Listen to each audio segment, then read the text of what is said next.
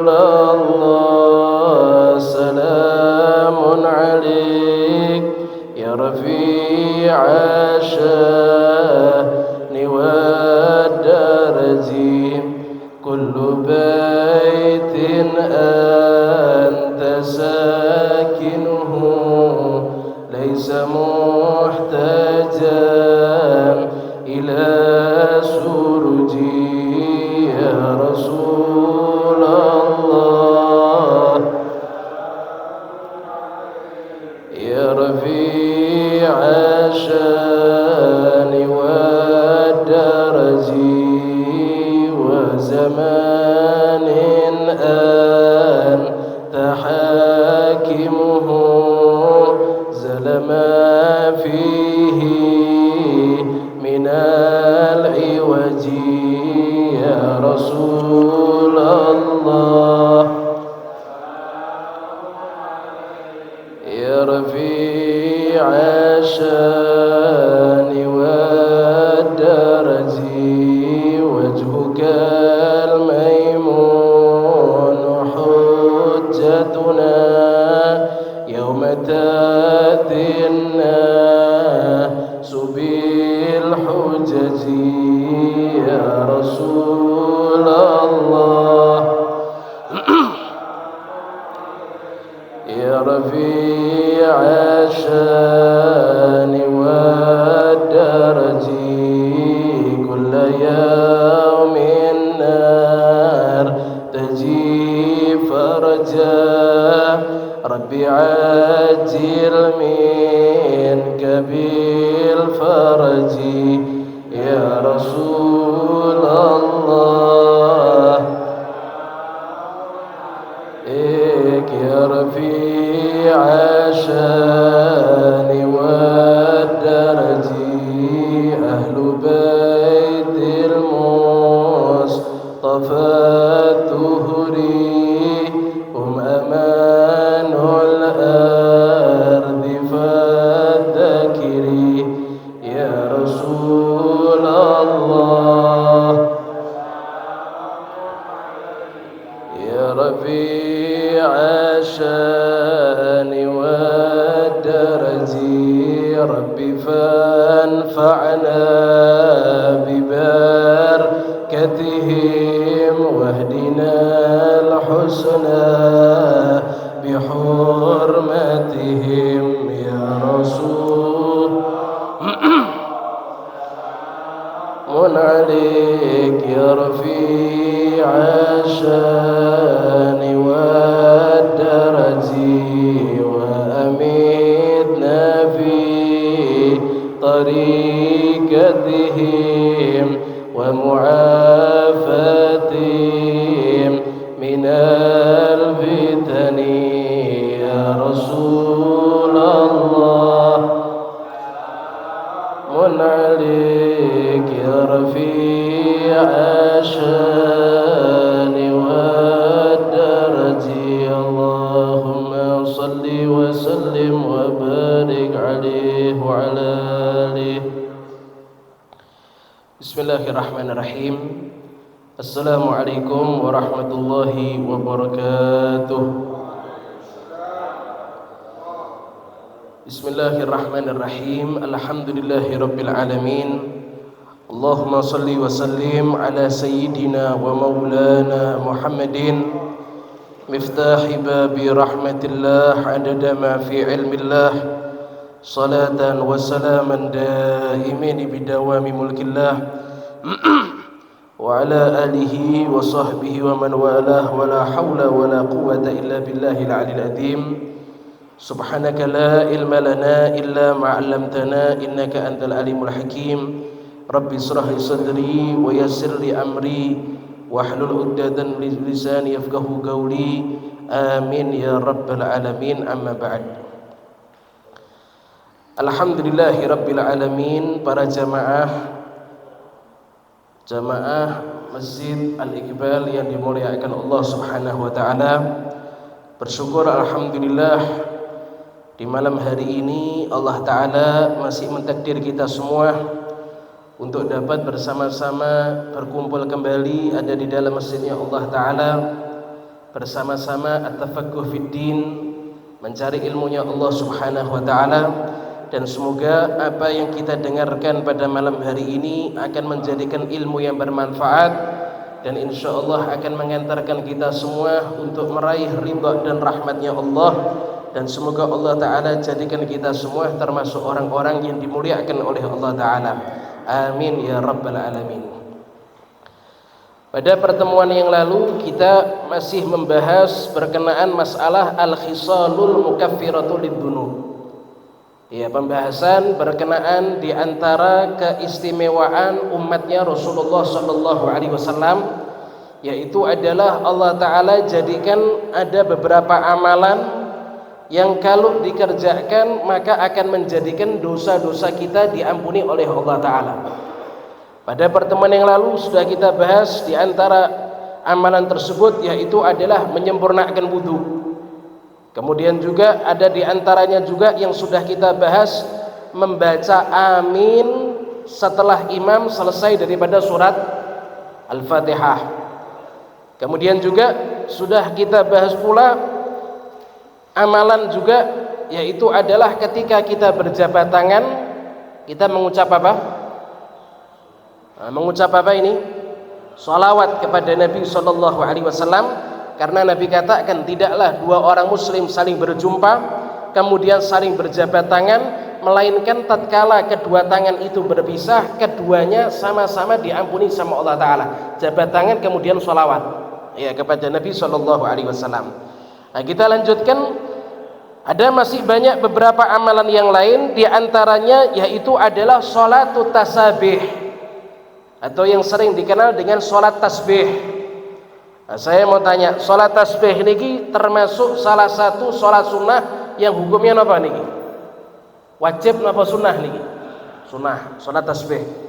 Salat tasbih ini pernah dikatakan oleh Nabi sallallahu alaihi wasallam, dianjurkan oleh Nabi sallallahu alaihi wasallam kepada paman beliau yaitu Sayyidina Abbas. Nabi perintahkan Sayyidina Abbas untuk mengerjakan sholat tasbih sehari sekali. Kalau tidak bisa sehari satu kali, seminggu sekali. Kalau tidak bisa seminggu sekali, 1 bulan sekali. Kalau tidak bisa 1 bulan sekali, 1 tahun sekali. Kalau tidak bisa setahun sekali, seumur hidup minimal 1 kali. Ini Nabi ajarkan, Nabi anjurkan itu salat tasbih kepada paman beliau yaitu Sayyidina Abbas bin Abdul Muttalib. Lah, yang namanya salat tasbih ini para jamaah yang dimuliakan Allah, ini adalah salah satu amalan yang kalau kita kerjakan dosa kita bakal diampuni sama Allah taala. Nah, saya mau tanya, salat tasbih ini berapa rakaat, Pak? 2 napa 4 rakaat napa 6 rakaat? 4 rakaat. Salat tasbih jumlahnya ada 4 rakaat. Para ulama mereka mengatakan kalau salat tasbih itu dikerjakan di malam hari, maka yang dianjurkan 2 rakaat salam. 2 rakaat salam, kemudian 2 rakaat salam. Tapi kalau salat tasbih dikerjakan di siang hari, ya punten, niki salat tasbih tidak ada waktunya. Siang boleh, pagi boleh, malam juga boleh. Para ulama mereka mengatakan kalau dikerjakan di malam hari 2 rakaat salam, 2 rakaat salam. Tapi kalau dikerjakan di siang hari dianjurkannya 4 rakaat 1 salam. Nah, ya itu salat tasbih. Setiap rakaat daripada salat tasbih membaca tasbih subhanallah walhamdulillah wala ilaha illallah wallahu akbar. Setiap rakaat sebanyak berapa kali ini? 75. Nah, tepatnya kalau mau dijelaskan perinciannya, setelah takbiratul ihram sebelum surat Al-Fatihah baca subhanallah walhamdulillah wala ilaha illallah wallahu akbar sebanyak berapa kali? 15 kali. Ya, 15 kali. Dibaca sebanyak 15 kali. Kemudian coba dihitung dulu ini. Tadi 15 nih. Ini sebelum surat Al-Fatihah 15 kali. 15 kali. Nah, 15 kali dibaca sebelum surat Al-Fatihah. Kemudian baca tasbih lagi kapan ini? Sebelum rukuk napa pas rukuk? Nah, sebelum rukuk dibaca 10 kali. Ya, setelah baca surat sebelum rukuk dibaca sebanyak 10 kali. Berarti sudah berapa ini? 25. Kemudian ketika rukuk 10 kali. Ketika i'tidal 10 kali. Ketika sujud 10 kali.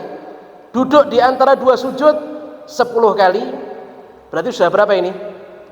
65. Sujud yang terakhir 10 kali.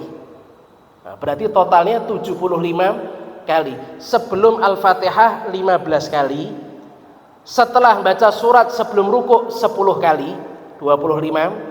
Rukuk 10 kali 35. Iktidal 10 kali berapa? 45. Iya. Sujud pertama 10 kali 55. Duduk di antara dua sujud 10 kali 65. Sujud yang kedua 10 kali, berarti totalnya 75 kali. Itu dikerjakan sebanyak 4 rakaat.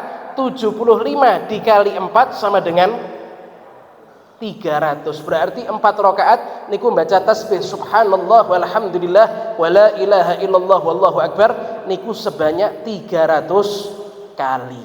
Lah itu dikatakan barang siapa yang ngerjakan sholat sunnah tasbih, maka dosa yang lalu dan akan datang itu diampuni oleh Allah Subhanahu wa taala. Kalau dikerjakan kinten-kinten pinten menit niki? 5 menit lebih, Pak. Ini ekspresnya luar biasa nek 5 menit ini. Ya nek sak jam kelamaan, Pak. Sak jam kelamaan. Kira-kira berapa menit ini? Mungkin kalau wajar umumnya orang ngerjakan mungkin 20 menit. Atau mungkin setengah jam. Tapi jenengan lihat khasiatnya seperti apa. Dosa yang lalu dan akan datang diampuni sama Allah Ta'ala. Kita kalau jagongan di pos kamling kan berjam-jam sih. Itu kalau pulang dosanya diampuni apa mboten niku? Hah? Dosanya diampuni apa mboten niku? Ya mboten, ndak diampuni.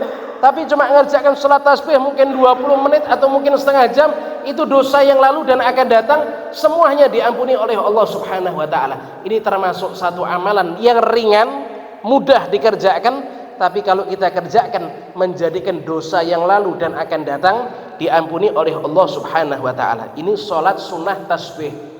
Kalau kita bisa kerjakan setiap hari luar biasa. Kalau tidak bisa setiap hari, seminggu sekali. Tidak bisa seminggu sekali, sebulan sekali. Tidak bisa sebulan sekali, setahun sekali. Tidak bisa setahun sekali. Ini yang paling dablek ini. Nah, ini yang paling apa? Dablek. Seumur hidup sekali. Nah, niku dosa ini diampuni kalian Gusti Allah Subhanahu wa taala. Itu salat sunnah at-tasbih. Kemudian para jamaah yang dimuliakan Allah Subhanahu wa taala, termasuk juga amalan yang ringan yang kalau kita kerjakan maka dosa yang lalu dan akan datang diampuni oleh Allah Subhanahu wa taala, yaitu diantara lainnya adalah suatu amalan yaitu bertepatan dengan hari Jumat. Ya, suatu amalan yang bertepatan dengan hari Jumat. Bagaimana itu? Nabi Shallallahu alaihi wasallam beliau mengatakan di dalam salah satu sabdanya, iya, di dalam salah satu sabdanya Nabi mengatakan, "Man qara'a idza sallamal imam min salatil jum'ah qabla ayathniya rijlahu fatihatal kitab wa qul huwallahu ahad wa qul a'udzu birabbil falaq wa qul a'udzu birabbin nas sab'an ghufira lahu ma taqaddama min dzambihi wa ma ta'akhkhar." Nabi mengatakan, ini suatu amalan yang bertepatan di hari Jumat. Saya mau tanya, hari Jumat niku hari yang luar biasa napa mboten? Hari yang luar biasa. Ada satu amalan di hari Jumat yang Nabi katakan, barang siapa yang dia membaca setelah imam salam daripada sholat Jumat, niki amalan yang ngerjakan laki-laki. Nah, ya, ini amalan yang ngerjakan sinten? Laki-laki. Kalau misalnya kalau jenengan hadir sholat Jumat, setelah imam itu salam daripada sholat Jumatnya, kemudian Nabi katakan, qabla ayathniya rijlah, sebelum dia memindah posisi kakinya. Jadi setelah salam posisinya masih duduk at-tahiyat akhir, tidak berubah daripada bentuk duduknya. Dia baca ketika itu surat Al-Fatihah 7 kali. Kemudian qul huwallahu ahad 7 kali. Kemudian qul a'udzu birabbil falaq 7 kali. Kemudian qul a'udzu birabbin nas 7 kali. Al-Fatihah 7 kali, Qul huwallahu ahad 7 kali, Qul a'udzu birabbil falak 7 kali, Qul a'udzu birabbin nas berapa kali? 7 kali. Nabi katakan barang siapa yang mengamalkan ini, maka dosa yang lalu dan akan datang diampuni oleh Allah Ta'ala. Wa u'tiya minal ajri bi'adadi man amana billah wal yawmil akhir. Di samping dosa yang lalu dan akan datang diampuni sama Allah Ta'ala, orang tersebut akan diberi oleh Allah Ta'ala pahala sebanyak jumlah orang-orang yang beriman kepada Allah dan hari akhir. Lah saya mau tanya, jumlah orang yang beriman totalnya ada berapa? Pinten Bu, jenengan pernah ngitung napa mboten? Jumlah orang yang beriman niki min yaumi Adam ila akhir nas. Dari zaman Nabi Adam sampai akhir manusia. Itu jumlahnya orang yang beriman ada berapa itu? Kathah napa mboten niku? Loh kathahnya luar biasa. Loh Nabi katakan barang siapa yang ngamalkan ini, dosa yang lalu dan akan datang diampuni oleh Allah Ta'ala, dan dia diberi pahala sejumlah bilangan orang-orang yang beriman kepada Allah dan hari akhir. Luar biasa napa mboten? Luar biasa napa mboten? Bar salat Jumat, posisi kaki masih at-tahiyat akhir, tidak berubah silo, mboten selonjor, kemeng mboten niki. Kemeng napa mboten niki? Nek kemeng yo kemeng, bicara masalah kemeng yo kemeng, tapi coba lihat khasiatnya. Lah mending suruh duduk baca Al-Fatihah 7 kali, Qul huwallahu 7 kali, Al-Falaq 7 kali, An-Nas 7 kali. Lah coba suruh keliling alun-alun 100 kali pripun niku? Ini cuma duduk tapi kita amalkan. Kata Rasulullah, dosa yang lalu dan akan datang diampuni sama Allah Ta'ala, plus dikasih ganjaran sama Allah Ta'ala pahala sejumlah bilangan orang-orang yang beriman kepada Allah dan hari akhir. Luar biasa. Kalau dipraktekkan mungkin 10 menit, tapi fadilahnya sangat luar biasa. Niki kinten-kinten nek denger gini niki dipraktekkan apa cuma masuk kuping kanan keluar kuping kiri niki? Nah, dipraktekkan apa mboten niki? Pripun Bu? Pripun Pak? Dipraktekkan apa mboten niki? Masya Allah. Niki kalau perlu dari masjid ngadakan seperti itu. Setelah salam langsung baca Al-Fatihah 7 kali bareng-bareng, Qul huwallahu ahad 7 kali bareng-bareng, Al-Falaq 7 kali bareng-bareng, An-Nas 7 kali bareng-bareng. Kalau bareng-bareng bacanya semangat, tapi nek dewe-dewe mboten apa niku? Mboten semangat. Lho niki amalan nabawiyah niki. Amalan nabawi niki, amalan ini Kanjeng Nabi. Khasiatnya luar biasa. Nek diamalkan cuma sebentar. Yang dawuh sinten niki? Kanjeng Nabi Muhammad sallallahu alaihi wasallam. Ini jangan sampai tidak diamalkan. Iya. Ini alhamdulillah di masjid saya amalkan.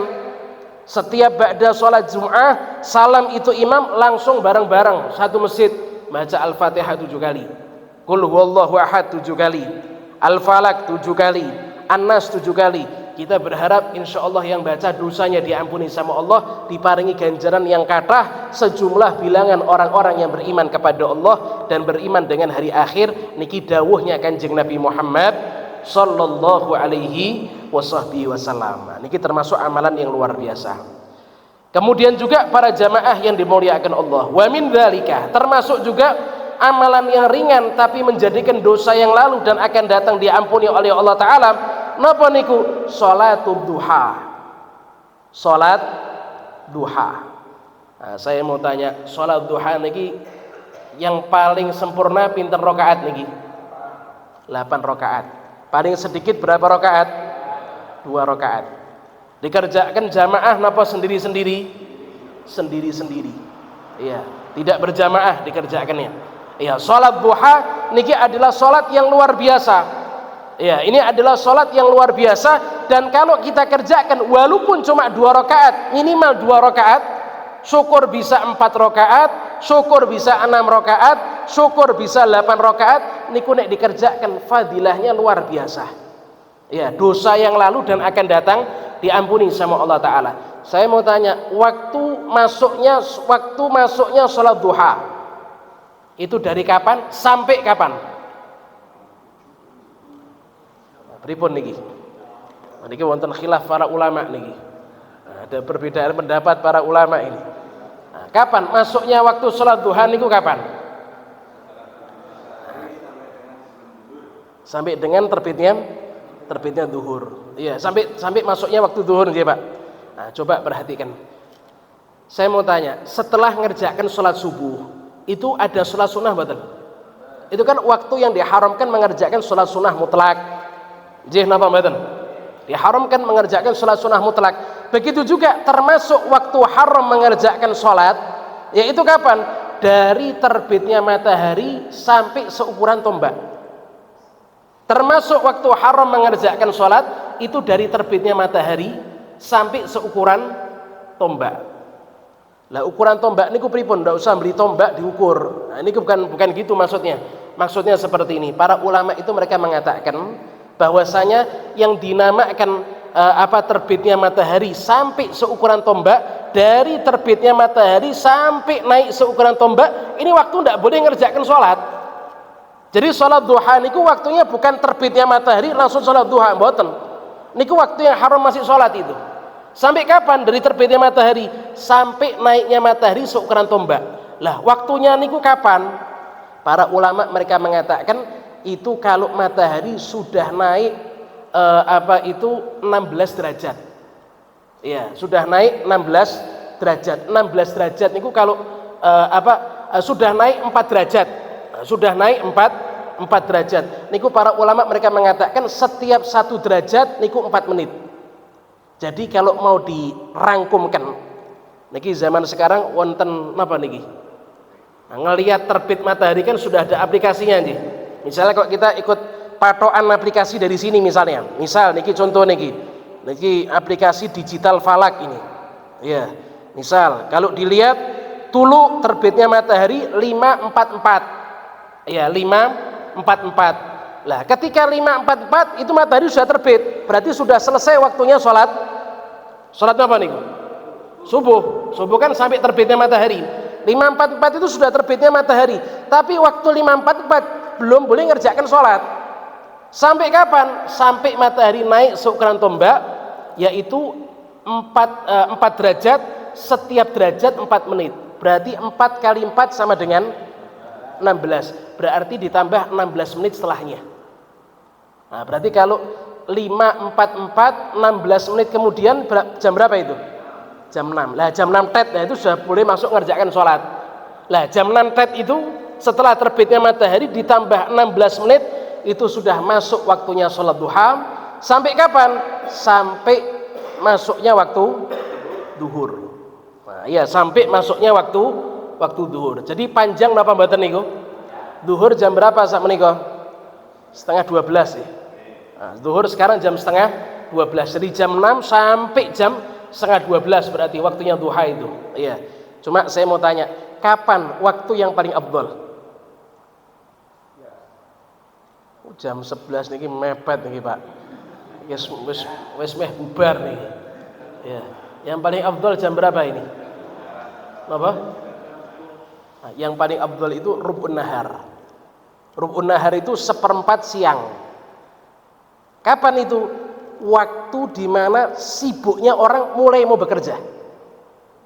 Lah sekarang mulai sibuk orang mau bekerja, sudah masuk bekerja sibuk-sibuknya orang, itu jam berapa kira-kira? Jam 8, jam 9. Jam 8, jam 9. Lah jam 8, jam 9 itu sak dunia mayoritas sibuk dengan pekerjaan. Jalan-jalan niku napa? Rame napa sepi niku? Rame, orang mau ke kantor, orang mau kerja, orang mau buka warung, orang mau jualan, orang mau ini. Itu kan jam-jamnya orang apa itu? Orang bekerja. Lah ketika di jam-jam sibuknya orang mencari dunia, di saat itu kita ngerjakan sholat duha, ingat kepada Allah di waktu orang-orang itu sibuk dengan perkara dunianya, maka itu adalah waktu yang paling mulia untuk mengerjakan sholat duha. Yaitu kalau sekarang ya antara jam 8 sampai jam 9. Atau mungkin kalau mau dilebihkan sampai jam setengah 10. Nah, itu waktu yang paling afdal untuk mengerjakan yang namanya sholat duha. Di mana orang-orang sedang sibuk bekerja, kita menyisihkan waktu sibuknya kita bekerja, nyisihkan untuk ingat kepada Allah, melaksanakan sholat duha, maka ini adalah sholat duha yang paling afdal dikerjakan di waktu tersebut. Kinten-kinten jelas napa mboten? Nek dikerjakan setengah 7 saged napa mboten? Saged. Jam 7 saged napa mboten? Dikerjakan jam 11 saged napa mboten? Boten apa-apa. Cuma yang paling afdal ya ketika orang sudah mulai sibuk dengan pekerjaan dunianya. Itu yang paling afdal untuk mengerjakan salat duha. Begitu juga para jamaah yang dimuliakan Allah taala. Termasuk di antara keutamaan salat duha. Salat duha itu menjadikan anggota badan kita bakal dikasih kesehatan sama Allah taala. Orang kalau mengerjakan salat duha niku bakal dikasih kesehatan semua anggota badannya sama Allah taala. Nabi SAW beliau mengatakan bahwasanya yang namanya manusia itu punya persendian jumlahnya ada berapa? Ka'adadiliyum fisanah. Jumlahnya seperti bilangan hari dalam 1 tahun. 1 tahun itu berapa hari, Bu? 360. Persendian manusia juga ada 360. Setiap sendi itu di setiap harinya niku wajib disedekahi. Berarti kalau kita mau mensedekahkan persendian kita, bendino niku sedekah 360 kali. 360 kali. Niku nek sedekahnya 1000 kali 360 berapa niku? 360.000. 500 cering berapa niku? Yo kathah. Kathah napa mboten niku? Kathah. Iya, tapi Kanjeng Nabi dawuh mencukupi untuk mensedekahkan 360 daripada persendian badannya manusia, yaitu dengan mengerjakan 2 rakaat daripada sholat sunnah duha. Jadi orang kalau mengerjakan sholat duha minimal cuma 2 rakaat itu sudah mensedekahkan semua anggota badannya, persendian anggota badannya yang jumlahnya ada 360. Lah kalau dia sudah sedekahi, maka semua persendian, semua anggota badannya itu bakal dijaga sama Allah taala. Maksudnya seperti itu. Bakal dikasih sehat, panjang umur, matanya insya Allah tidak sakit, mulutnya insya Allah tidak sakit, kakinya juga insya Allah tidak apa niku, tidak sakit, tidak stroke, badannya sehat walafiat. Lah niku diantara lain dengan cara mengerjakan sholat sunnah duha. Niki luar biasa, 2 rakaat tapi fadilahnya sangat luar biasa. Nah, niku diantara lain daripada amalan yang Allah Ta'ala berikan kepada umatnya Nabi SAW, tapi khasiatnya sangat luar biasa.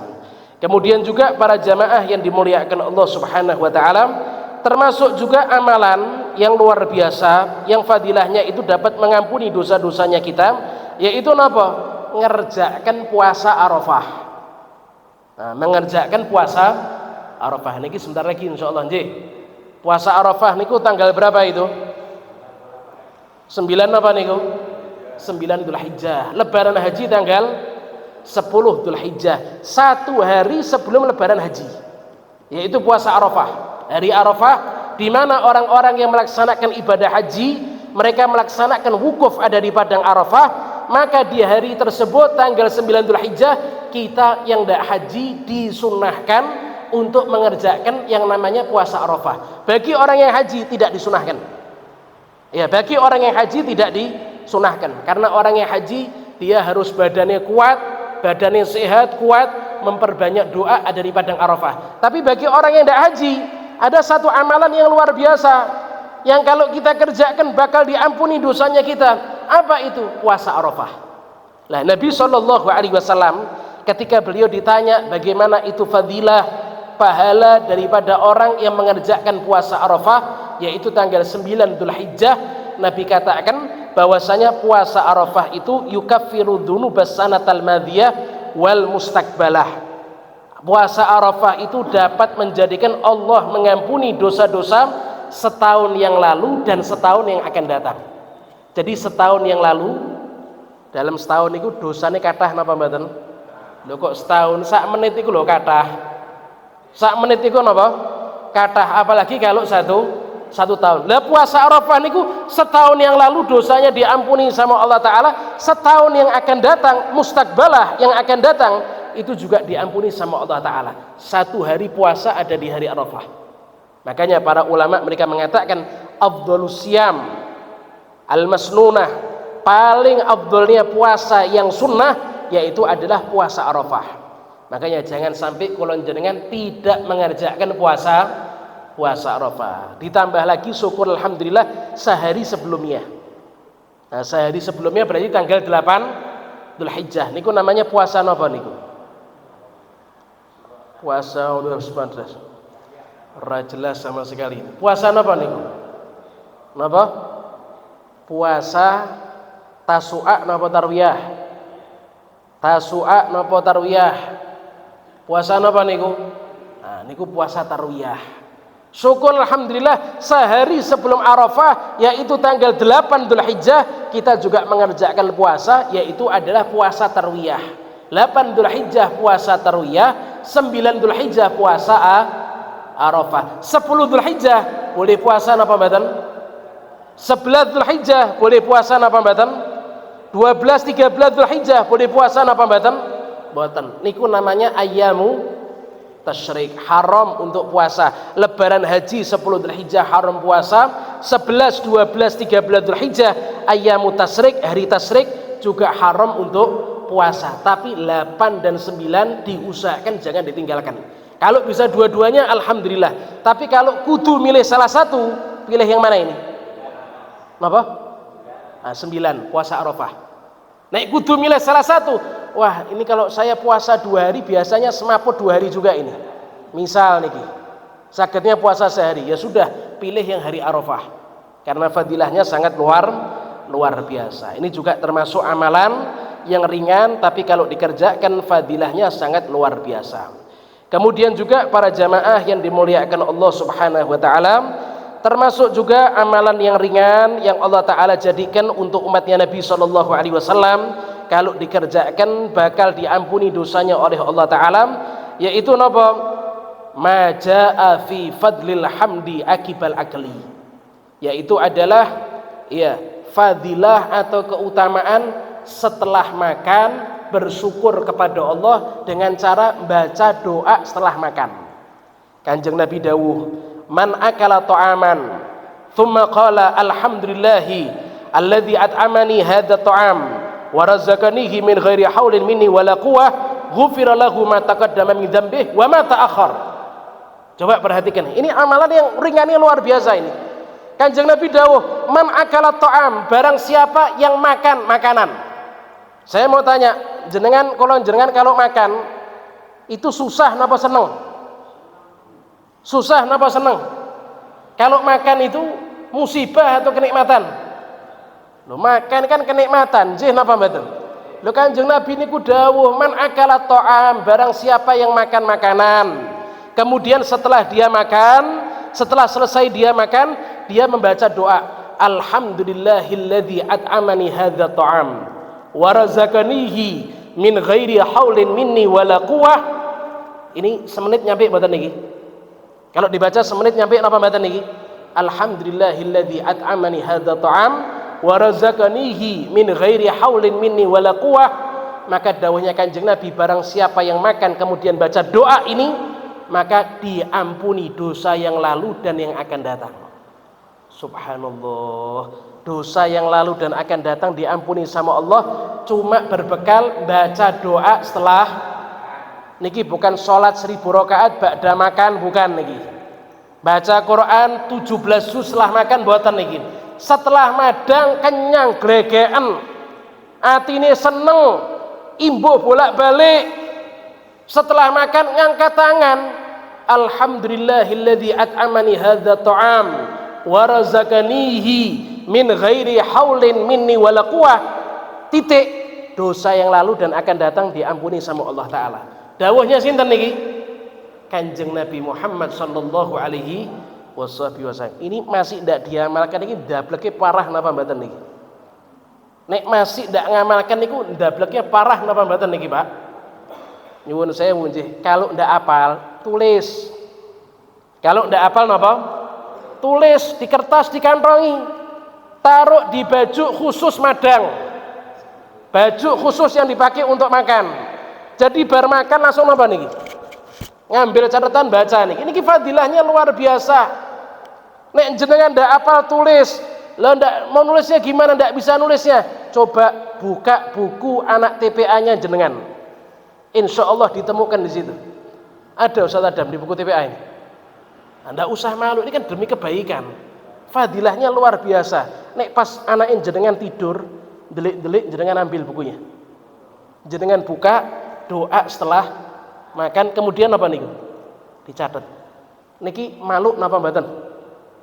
Malu napa mboten? Niki demi kebaikan, ndak ada yang malu demi kebaikan. Kalau jenengan tulis, jenengan kantongi, napa jenengan pasang ada di tempat jenengan makan, di meja makan jenengan pasang di situ, setelah makan jenengan baca, nek sudah kulino lama-lama bakal napa niku? Bakal apal. Padahal nek dibaca khasiatnya ndak seketik, dosa yang lalu dan akan datang diampuni sama Allah Ta'ala. Saya mau tanya, ngamalkan ini susah payah napa mboten? Susah payah napa mboten? Makan sate, nasi goreng, ayam goreng, ya terakhir apel sak kilo sekalian, ya bar itu gelegean kenyang, bar kenyang angkat tangan, alhamdulillahilladzi at'amani hadza ta'am wa razaqanihi min ghairi haulin minni wala quwwah. Titik.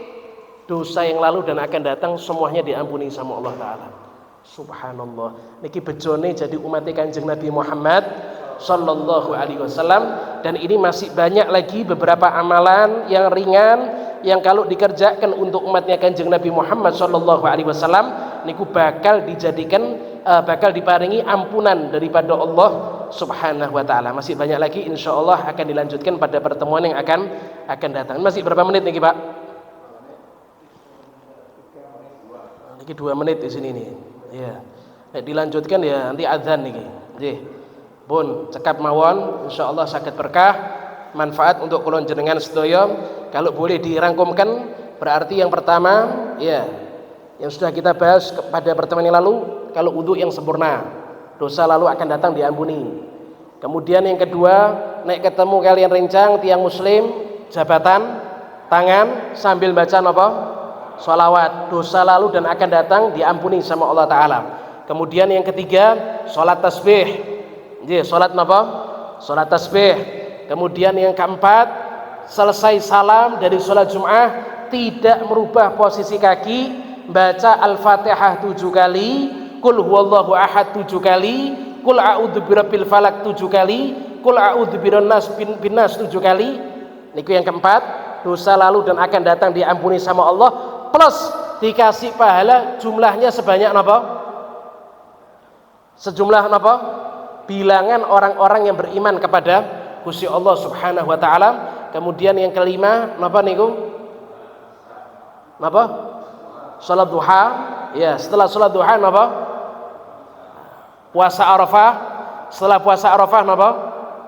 Nah niki, baca doa setelah makan. Semuanya kalau dikerjakan ringan, tapi khasiatnya sangat luar biasa, yaitu bisa menjadikan dosa yang lalu dan akan datang diampuni oleh Allah Subhanahu wa taala.